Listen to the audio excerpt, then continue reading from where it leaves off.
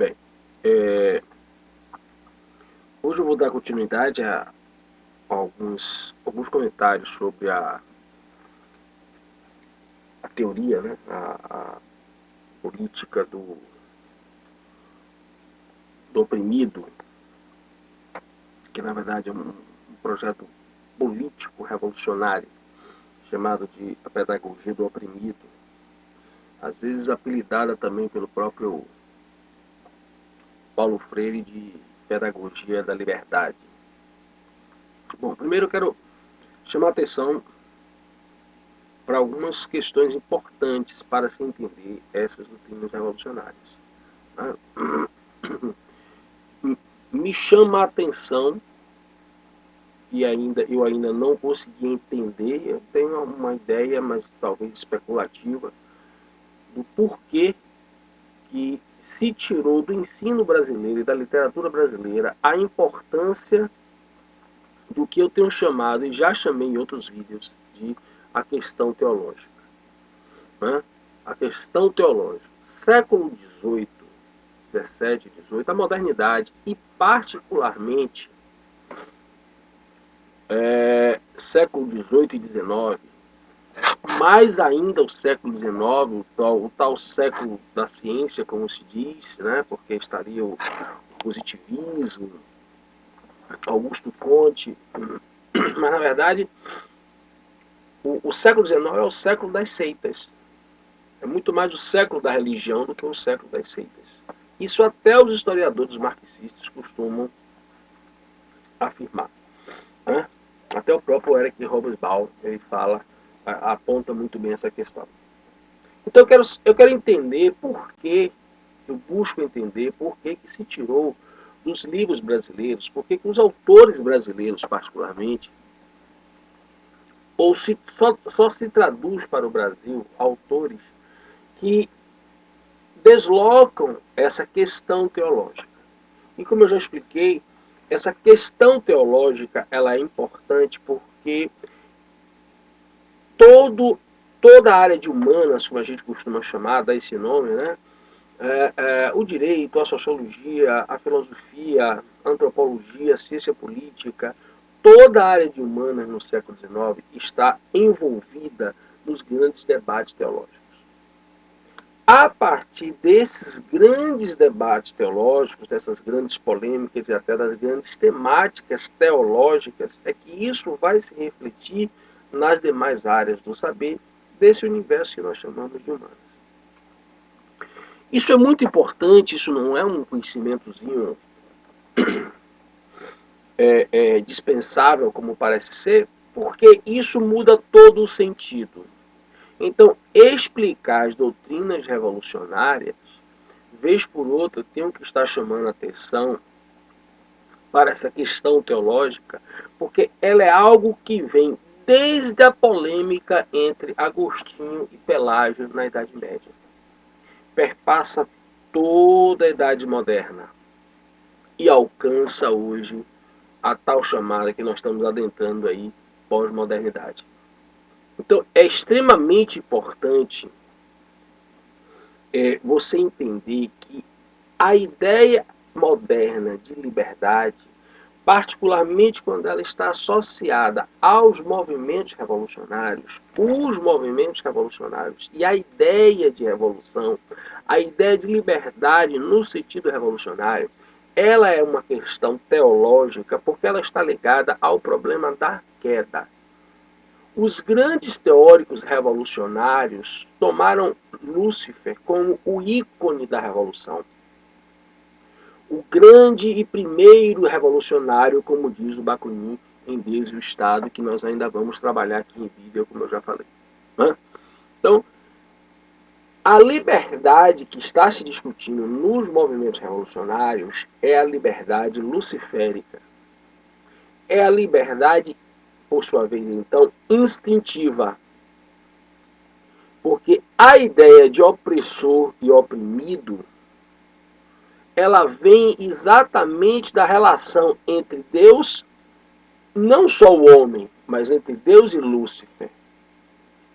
Nesse sentido, Deus representa o opressor porque ele estabeleceu diversas regras para o retorno a ele, né, a religião, o religar, e Lúcifer, ele se rebela e diz, olha, vocês podem fazer tudo. E o comportamento humano, na sua essência natural, né, ele é fundamentalmente violento, porque ele está ligado à manifestação instintiva, que é, por natureza, uma manifestação agressiva. Então, é preciso entender isto para se entender logo de início o que é a tal da liberdade que tantos movimentos revolucionários falam. Tenha certeza que a maioria dos revolucionários, particularmente brasileiros, não entendem o que é que está se falando sobre liberdade. Com certeza definirão muito bem o conceito de liberdade de cada um dos autores, como eles definem, principalmente a partir da escola de Frankfurt, né? A ideia de liberdade na escola de Frankfurt é uma ideia de liberdade ligada fundamentalmente ao tal já fascismo, né? Que é uma mistura que eles dão entre capitalismo e o próprio modelo socialista fascista. Como eu já expliquei em outros vídeos, né? Os comunistas viram no capitalismo e no fascismo dois inimigos comuns para dominar a Europa. A briga de toda a Europa no século XX é a briga entre dois modelos socialistas. Socialismo. O socialismo fascista e o socialismo comunista. Né? E o socialismo comunista, que teve a sua grande experiência na Rússia, ele via como grande inimigo, né, o fascismo, propriamente dito, né, o fascismo que deu inclusive origem ao nazismo, e o capitalismo. Daí porque eles resolvem unir os dois, porque unindo os dois é como se brigassem contra um só. Então daí porque associar fascismo a capitalismo. Se você é capitalista, você é fascista. Essa associação, ela é dada pela escola de Frankfurt. É uma criação, é uma invenção teórica, diga-se de passagem, né? É uma alucinação teórica da escola de Frankfurt. Né? Assim como também, né, uma outra alucinação teórica de chamar, né, o fascismo de direita e o comunismo de esquerda. Né? Já expliquei isso várias vezes. Essa alucinação teórica, ela vem também da escola de Frankfurt, porque exatamente inicia-se aí a criação e a aplicação do mecanismo da dialética. Justifica-se, então, que existe um opressor, o fascista, e o comunista, ele vai libertar o indivíduo daquele opressor fascista. Bom, é importantíssimo entender o raciocínio revolucionário, né? A origem desse raciocínio e como é que realmente esse raciocínio funciona, porque senão você vai ter dificuldade de captar em profundidade o verdadeiro significado das palavras que os autores utilizam no livro. E Paulo Freire, ele veio da escola de Frankfurt, né? Ele é cria da escola de Frankfurt. Ele recebe a missão, como eu já disse, vá lá e implante isso aí, Paulo Freire. Tá certo? Então, é preciso entender esse raciocínio para poder você entender que se você começa a ler o livro de Paulo Freire, A Pedagogia do Oprimido, se você prestar atenção, você vai ver que tem horas que você vai... Bom, isso é um livro de educação ou é um livro de mera revolução? Porque o tempo inteiro, né, a maior parte do livro, né, Paulo Freire está se referindo à revolução. Ele está se referindo ao ato de se rebelar. Vez por outra, ele associa este ato de rebelar à educação. Por quê? Porque, seguindo a própria orientação marxista e a releitura do manifesto feita pela escola de Frankfurt, apontando a destruição da família através reformulação do ensino, como ensino manifesto comunista. Então, essa associação entre revolução e educação, ela é uma associação muito bem feita dentro do livro e com o propósito exatamente de desestruturar esse modelo tradicional do ensino para atingir o modelo tradicional de família. Essa é uma grande experiência, como eu já disse, na minha opinião, né? A teoria de Paulo Freire, a pedagogia do oprimido, é o grande campo, é a primeira grande iniciativa de aplicação do manifesto, ou do marxismo cultural aqui no Brasil. Ela abre espaço, ela cria contexto para todo o restante da manifestação desse marxismo cultural, até porque ela vai atacar não só a imprensa ou a educação, mas ela vai atacar também a formação dos comunicadores. Os cursos de comunicação no Brasil também vão ser muito influenciados pela Escola de Frankfurt, particularmente pelas teorias de Adorno, né? Então, são dois, não por acaso hoje no Brasil, os dois maiores focos de disseminação do manifesto do marxismo cultural é exatamente a imprensa e a escola, e particularmente a universidade, que o próprio Paulo Freire diz que ela tem que mudar, tem que ser uma nova universidade. Ah, muito bem. Existem alguns conceitos importantes aqui na teoria de Paulo Freire que você também precisa entender o sentido. Né? O conceito do sectarismo. Né? O sectarismo, tradicionalmente, está ligado a um conceito de seita, e mais também a ideia de uma intransigência, né? De uma espécie de um radicalismo. Né? Bom, Paulo Freire acusa a educação tradicional de ser sectarista. Né? Daí porque se justifica uma postura rebelde, né? Revolucionária, rebelde por parte daquele que é oprimido, ou seja, por parte do estudante. O que o senhor Paulo Freire parece esquecer, e isso também está contextualizado com a Escola de Frankfurt, é que todo, todo o grande conhecimento científico que nós adquirimos, todas as curas, as doenças, todos os aperfeiçoamentos na área de humanas, tudo veio da ciência, digamos, tradicional, e a Escola de Frankfurt, e aqui no livro de Paulo Freire, é acusada de ciência falsa e sectarista. Né? Como eu já falei anteriormente, eles se colocam numa posição de criadores de uma nova visão científica e de recontar, de fato, a história da ciência.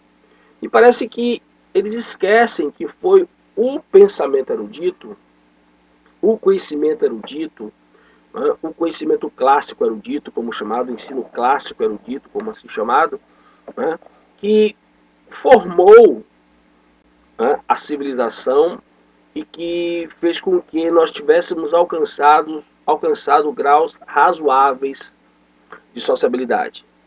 Né? Porém, a Escola de Frankfurt ela está inserida num contexto entre a Primeira e Segunda Guerra. A Escola de Frankfurt é a Europa. Né? E lá, entre a Primeira e a Segunda Guerra, apareceu toda uma crítica, até uma decepção com relação ao ensino, à escola, porque a grande pergunta que se fez na época, uma pergunta muito bom, se nós estamos ensinando certo, se nós estamos ensinando o correto, por que gerou essa guerra aí? Aí, no caso, a Primeira Guerra, e algo depois que veio ser agravado ainda mais com a tragédia da Segunda Guerra. Né? Daí porque vai se pegar esse contexto e se utilizar o marxismo e a proposta de Marx de reformular a educação como justificativa para implantar um modelo revolucionário já através da escola. Tá certo? Então, daí porque, para a Escola de Frankfurt, eles estão realmente convencidos de que a escola é sectária. A escola é uma seita radical intransigente. O professor, ele pertence a uma espécie de seita radical intransigente e que precisa ser enfrentado, confrontado pelo seu aluno que quer se libertar deste conhecimento sectarista. E aí vem a questão, uma outra questão importante colocada na obra de Paulo Freire, que é a questão da humanização, desumanização. Né? Para Paulo Freire, refletindo este pensamento europeu, e ele encaixa isso muito bem no contexto brasileiro. É importante lembrar que toda a matriz paulo-freireana é europeia. Por isso que eu disse no livro, no vídeo anterior, de autêntico, de original, não tem nada. É uma adaptação de toda a teoria de Frankfurt, de todas as problemáticas da escola marxista de Frankfurt ao contexto brasileiro. Nesse sentido, ele fez essa adaptação muito bem feita. Mas aí vem, como eu disse, a questão da humanização. Segundo a escola de Frankfurt, então, já que esse conhecimento, que teria levado a um conhecimento técnico-científico, teria resultado numa tragédia, essa humanização ela teria se dado de forma errada. Teria sido digamos, uma humanização equivocada. Daí porque se trabalhar uma outra humanização, se gerar um outro homem, um novo homem, que é um conceito também que é inspirado por oposição no cristianismo, né? Gerar um novo homem, o revolucionário é um novo homem, né? E ele trabalha para gerar novos homens, novos perfis de pessoas, com uma nova mentalidade, e daí porque seria necessário o processo de desumanização, que é exatamente um processo de intervalo entre a humanização anterior, mal feita, que precisava ser desfeita. Então, essa desumanização, essa rebeldia é um processo de intervalo para uma nova humanização que vai gerar este novo homem, né, rebelde, este novo homem revolucionário. Inclusive, muito bem ilustrado também no livro de Bakunin, essa questão do novo homem, né? Um homem já, uma pessoa já sem o medo da liberdade. Aí vem um outro conceito importante, a ideia do medo da liberdade, que foi trabalhado, como eu disse no vídeo passado, pelo psicanalista frankfurtiano, né? O Erich Fromm, né? Que na verdade psicanalista, ele faz uma interpretação psicanalista, o Erich Fromm, da obra de Freud. Ele pode ser chamado de psicanalista, não sei, mas ele faz uma reinterpretação e para ele no livro, né, ele deixa muito claro no livro dele, Medo à Liberdade, né, ele pergunta o que teria feito com que tantos milhões de pessoas tivessem perdido a vontade de preservar sua liberdade diante de uma sociedade fascista. Bom, aqui também cabe um ponto importante, né? Eles dizem que vão contar a história, mas eles contam uma história um pouco estranha, né, aos fatos históricos da própria Europa, porque enquanto a escola de Frankfurt estava sendo criada e desenvolvida, a Rússia, por exemplo, Stalin e Lenin já tinham matado milhões de pessoas em campos de concentração e nas famosas marchas forçadas por Stalin em pleno inverno soviético, né? Então, o que eles estão chamando de medo da liberdade, na verdade, eles estão se referindo à cultura moderna judaico-cristã que foi convertendo, que foi moldando o comportamento humano dentro de um padrão civilizatório que veio a ser chamado de civilização moderna ocidental. A luta deles, como eu disse, é toda contra essa modernidade, essa sociedade moderna ocidental de base judaico-cristã. Então, essa sociedade moderna de base judaico-cristã, ela é opressora. Os campos de concentração de Stalin, não. A opressão praticada pela KGB na Rússia não é opressão. A opressão é simplesmente uma cultura que tem como traços dessa cultura, através inclusive da família e da escola, né, adequar, educar principalmente as manifestações instintuais, como o próprio Freud já mostrava, né? E daí chega a questão muito importante e muito falada na pedagogia do Paulo Freire, que é a tal da educação bancária. Como se realmente houvesse uma educação aonde apenas alguém chegasse ali e colocasse um conhecimento, tal como você chega no seu banco e faz um depósito na sua conta.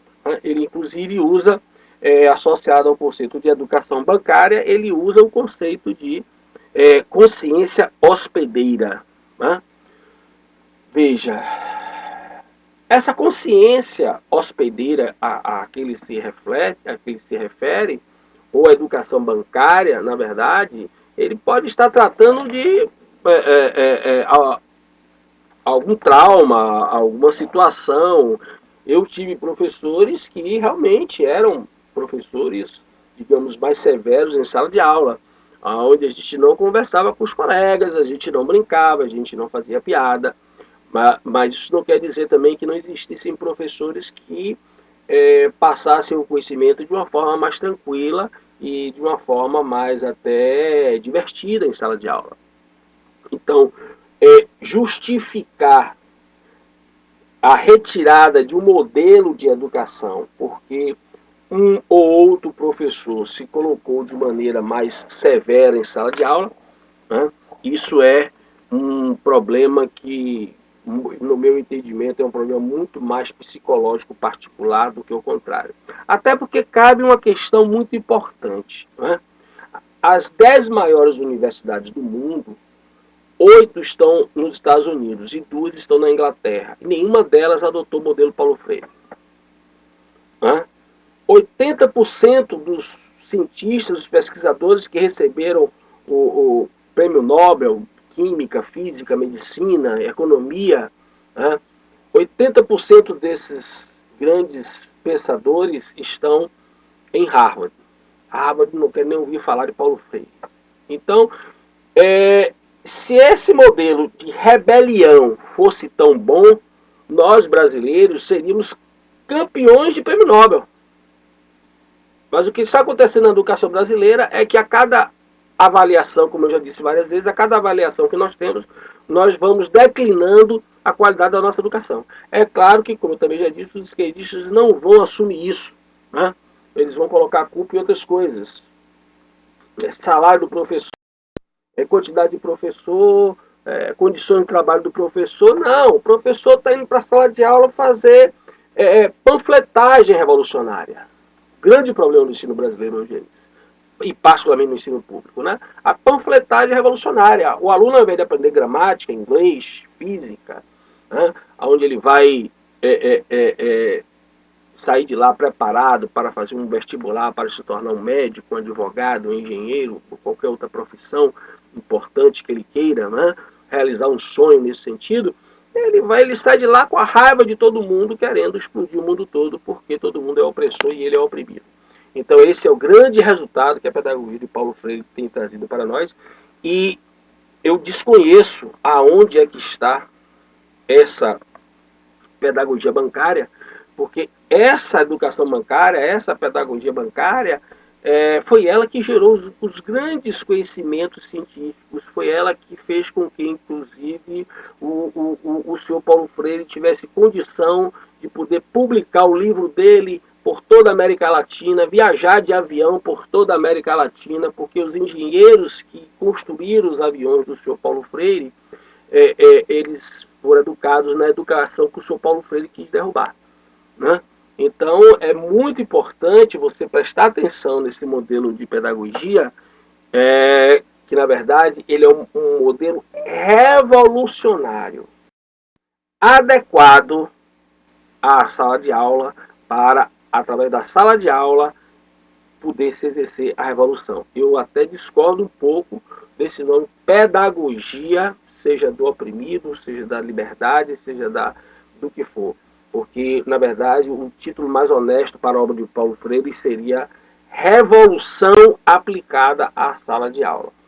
Rebelião aplicada aos alunos que entram em sala de aula inocentes e sem conhecimento suficiente para poder se proteger do discurso revolucionário de professores, muitas vezes que não têm outro conhecimento senão o próprio conhecimento do ódio e da rebeldia para implantar na cabeça desses alunos e prejudicar bastante a formação da nossa juventude e do progresso econômico, político e inclusive social do nosso país.